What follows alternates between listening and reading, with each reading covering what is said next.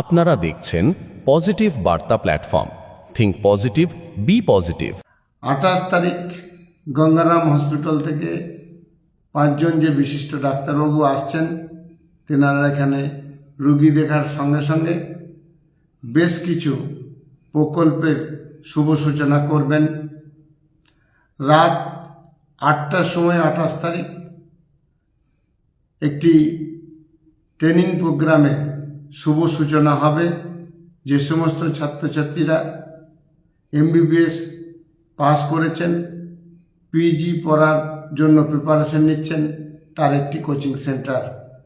আমাদের চিন্তাভাবনা রেসিডেন্সিয়াল এই কোচিং সেন্টার করব, যার মধ্য দিয়ে তেনারা 4 ঘন্টার মতো হসপিটালে ডিউটি করবেন, বাকি সব সময় পড়াশোনা করবেন এবং ট্রেনিং নেবেন। এই 4 ঘন্টা যেটা ডিউটি করবেন তার জন্য তেনারা নির্দিষ্ট পারিশ্রমিক পাবেন এবং ট্রেনিং এবং খাওয়া দাওয়া এখানে ফ্রি হবে। কারণ ত্রিপুরার কিছুটা হলেও যে ডাক্তারের শর্টেজ আছে, গ্রাম বাংলার এনাদের মাধ্যমে সেটা মিটবে বলে আমি ব্যক্তিগতভাবে মনে করি। পরের দিন সকালে 10টা থেকে সোশ্যাল ইনফ্লুয়েন্সারদের মিট আছে। এই মিটেও আনুষ্ঠানিক উদ্বোধন করবেন গঙ্গারামের এই হসপিটালের ডাক্তারবাবুরা এবং সঙ্গে থাকবেন প্রশাসনিক বিভিন্ন কর্মকর্তা।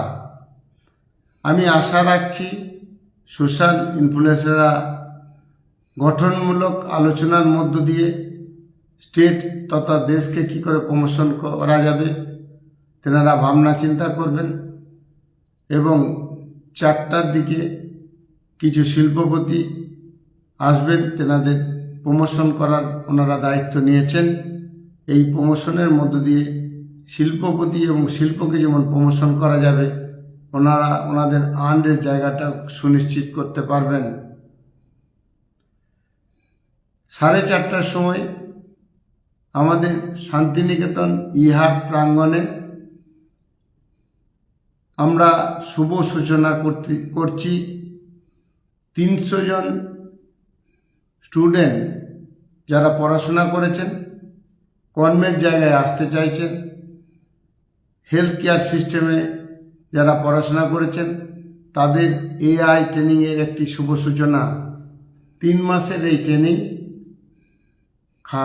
থাকা খাওয়া ফ্রি এবং দ্বিতীয় মাস থেকে 5,000 টাকা করে স্টাইপেন্ড পাবেন এবং ট্রেনিং শেষে 15 থেকে 20,000 টাকা বেতন পাবেন।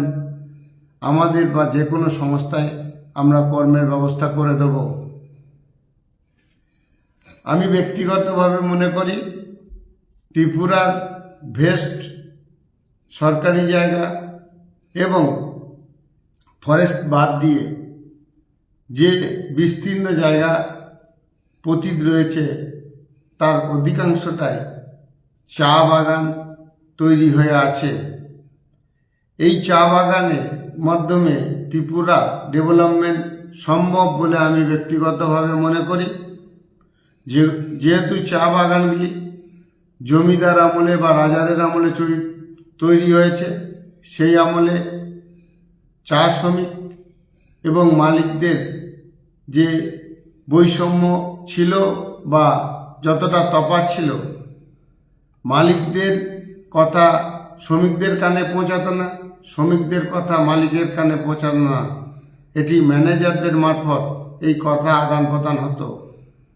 তাই একটা বিভেদ তৈরি হয়েছিল এবং পরবর্তীকালে একটি রাজনৈতিক দল সাম্যবাদের কথা বলে, কিন্তু পজিশন এমন একটা জায়গায় যায় যার মধ্য দিয়ে মালিক এবং শ্রমিকদের সংঘাত হয়।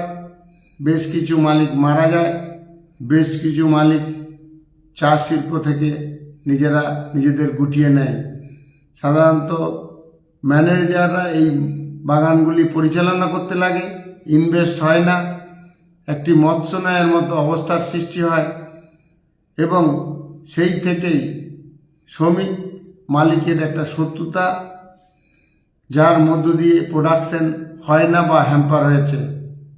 আমরা বেশ কিছু বাগানকে পরিচালনা করতে চাইছি এবং পরিচালক মণ্ডলীর সঙ্গে শ্রমিকদের একটা সুসম্পর্ক করে তাদের এডুকেশন, তাদের চেতনা এবং কাজ করার মানসিকতা তৈরি করে এই বাগানগুলি ডেভেলপমেন্ট করতে চাইছি। এই উদ্দেশ্যেই বৈকাল 5টা থেকে বিভিন্ন চা শিল্পের মালিক, ম্যানেজার, কর্মী, শ্রমিক এবং বুদ্ধিজীবীদের নিয়ে চা শিল্প কীভাবে ডেভেলপমেন্ট করা যায় তার একটা আলোচনা সভা।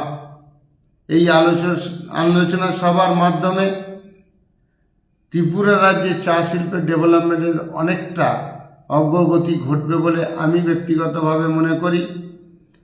অবশ্যই রাজ্য সরকারের প্রতিনিধিরা থাকবেন সমস্ত অনুষ্ঠানে। সকলকে নিয়ে, সকলের দ্বারা, সকলের জন্যে আমরা এই ডেভেলপমেন্ট করতে পারবো আশা রাখছি। সকলকে আমাদের এই সভায় আসার জন্য আন্তরিকভাবে আবেদন জানাই। সকলের সদিচ্ছায় উই শ্যাল ওভারকাম, আমরা জিতবই। নমস্কার।